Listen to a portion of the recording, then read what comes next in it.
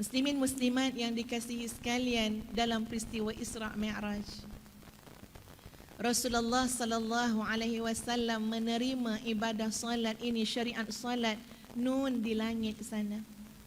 Menerimanya langsung daripada Allah Azza wa Jalla.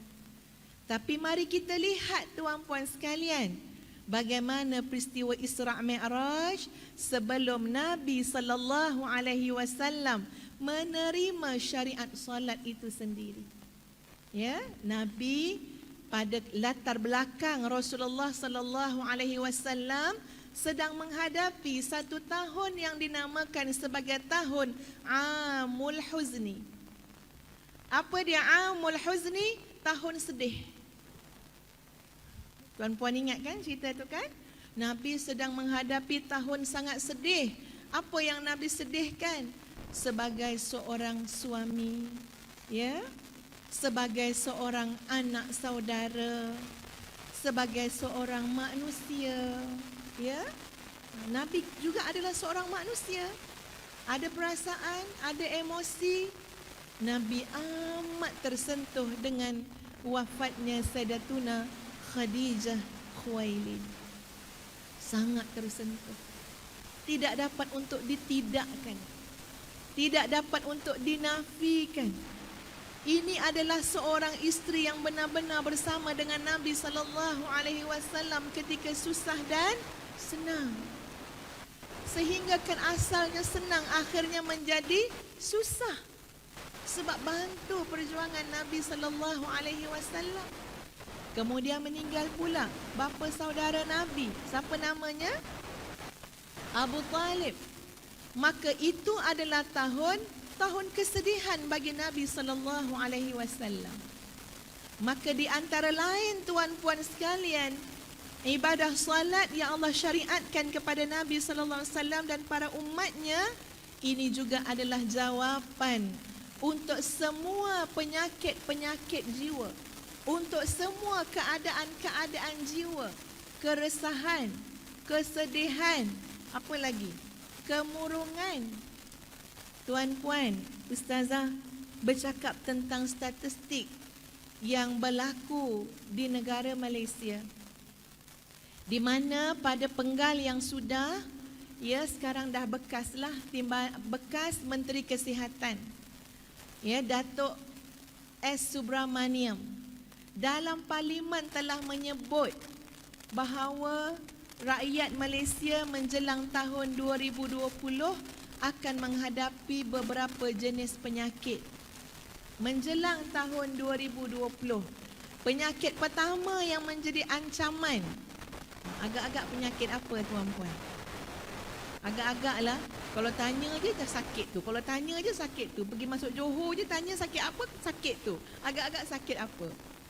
Nombor 1, kencing manis. Tak. Ustazah pun ingatkan kencing manis tau, ya.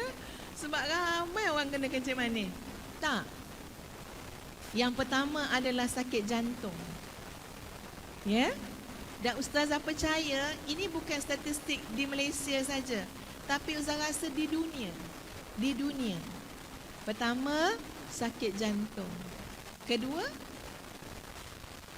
kencing manis. Nak juga kencing manis kan, ya. Tapi tidak tuan-puan. Ustazah pun nak juga kencing manis tu jadi nombor 2, tapi tak. Ya. Kanser pun tidak. Darah tinggi, tak. Gout, tak. Ya. Jadi yang kedua apa dia? Sakit mental. Sakit jiwa. Masya Allah. Ada kait dengan sakit jantung juga kan? Ya. Sakit-sakit kejiwaan, sakit mental tuan-puan sekalian. Sakit mental bukan gila, tapi banyak sangat sakit jiwa ni, termasuk anxiety, ya. Kesedihan melampau, kemurungan. Rupa-rupanya tuan-puan sekalian, Allah telah mensyariatkan ibadah solat untuk merawat hati-hati manusia. Sebab itu Nabi SAW diangkat sampai bertemu dengan Allah Azza wa Jalla. Disyariatkan ibadah solat sebagai satu bekal kekuatan kepada Nabi sallallahu alaihi wasallam dan seluruh umat Nabi sallallahu alaihi wasallam agar segala penyakit-penyakit dalam jiwa, segala kegelisahan, kemurungan, ketakutan, kesakitan, keperitan, semuanya insya-Allah dapat hilang ketika mana kita berhubung dengan Allah Azza wa Jalla yang maha tinggi lagi maha sempurna. Ya, Ustaz nak tanya pada tuan-puan di hadapan Ustazah, siapa yang pernah rasa sedih? Angkat tangan. Pernah rasa sedih? Bukan sekarang sedih. Ya, pernah rasa sedih. Cuba angkat tangan. Angkat tinggi-tinggi, jangan tiru orang sebelah.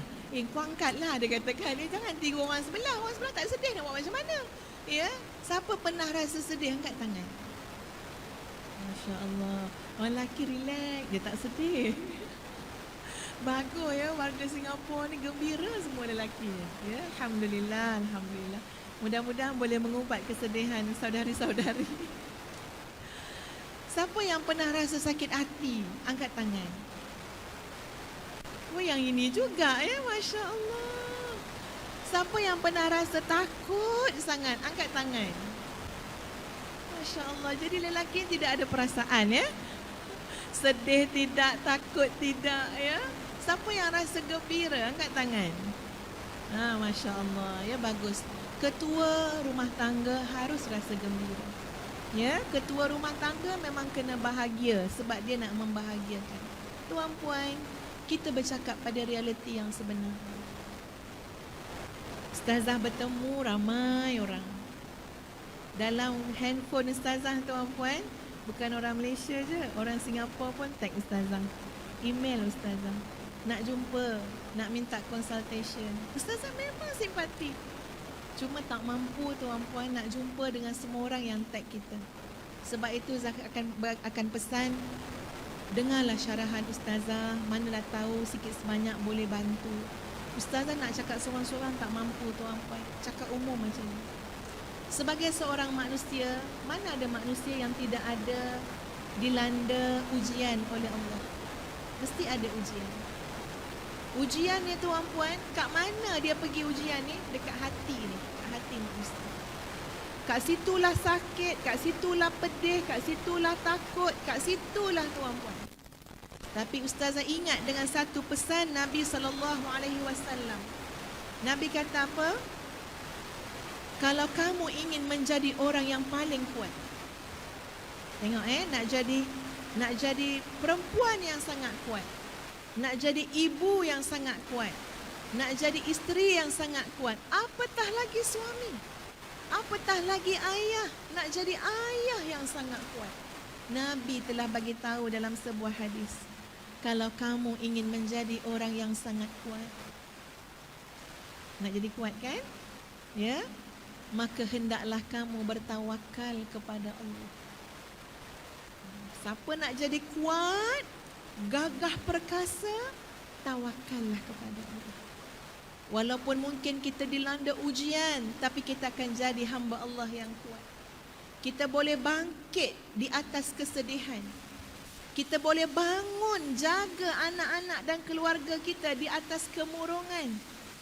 Kita boleh lawan ketakutan dan kerisauan. Kenapa? Kerana kita bertawakal kepada Allah Azza wa Jalla. Nak dapat sampai tawakal kepada Allah ni, muslimin muslimat, ini kena benar-benar menjadikan ibadah solat sebagai medium yang menghubungkan di antara hati kita dengan Allah Azza wa Jalla. Tuan-puan pernah naik kapal terbang?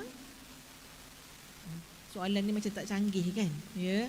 Alah Ustazah, mestilah pernah kan? Ya. Okey. Kita naik kapal terbang. Ustazah pun tadi naik kapal terbang, ya. Tuan-puan, kalau naik kapal terbang, ya kita mungkin dah beli tiket, duduk je lah kat belakang tu kan. Ni pilot lah punya cerita ni. Kapal terbang ni yang paling penting sekali adalah dia mesti ada connection dengan pusat kawalan udara dia. Betul ke tak betul? Dia tak boleh putus. Dia masuk je ruang udara negara lain, dia akan bagi isyarat kepada ruang udara negara tersebut menandakan dia dah masuk. Dia mesti ada connection dia. Ya, antara pilot tu, sistem dia tu dengan tu pusat yang menjaga kawalan trafik ataupun entah siapa tak tahulah apa nama sebenar dia. Dia tak boleh putus. Kalaulah dia tengok dekat dia punya radar tu tuan-puan, kan dia ada titik-titik kan radar, tiba-tiba putus. Tunggu 30 saat. Tunggu 1 minit. Tunggu 2 minit. Tunggu 3 minit. Putus. Tak ada radar. Agak-agak apa jadi pada kapal terbang? Satu pencarian tuan-puan. Itu boleh ribut tu dekat pusat kawalan ni. Tadi kapal tu ada, mana perginya? Dah hilang connection dia dengan pusat kawalan. Mana perginya? Kebarangkalian yang sangat menakutkan itu boleh berlaku. Demikian kita dengan Allah Azza wa Jalla. Tadi itu hanya satu analogi, tidak menyamakan pun ya dengan hubungan dengan Allah. Walillahil mathalul a'la. Allah tu lebih hebat daripada segala-gala yang lain. Tapi itu analogi untuk tuan-puan bayangkan hidup kita ketika mana terputus dengan Allah Azza wa Jalla. Putus. Ditunggu pada waktu zuhur. Hayya 'alas salah. Tak datang. Sampai dah nak masuk asar. Hayya 'alas salah. Tak sujud. Masuk maghrib, hayya 'alas salah, tak qiyam pun menghadap Allah. Dia sudah putus hubungan dengan Allah. Tak tahu tuan-puan, di gaung mana yang dia akan jatuh, di lurah mana yang dia akan lemas. Tak tahu, sebab hubungan dia dengan Allah, radarnya sudah terpadam. Kenapa? Kerana as-salatu imaduddin, salat itu adalah tiang agama. Salat itu bina hubungan dengan Allah. Sampai Allah bagi syariat salat, ambil ke atas langit sana. Tidak ada perantara dengan mana-mana malaikat. Tidak perantara malaikat Jibril. Langsung Nabi kita ambil sebagai satu hadiah daripada Allah kepada umat Nabi SAW. Sebab itu tuan-tuan dan puan-puan sekalian, harus kita memperbaiki ibadah salat kita.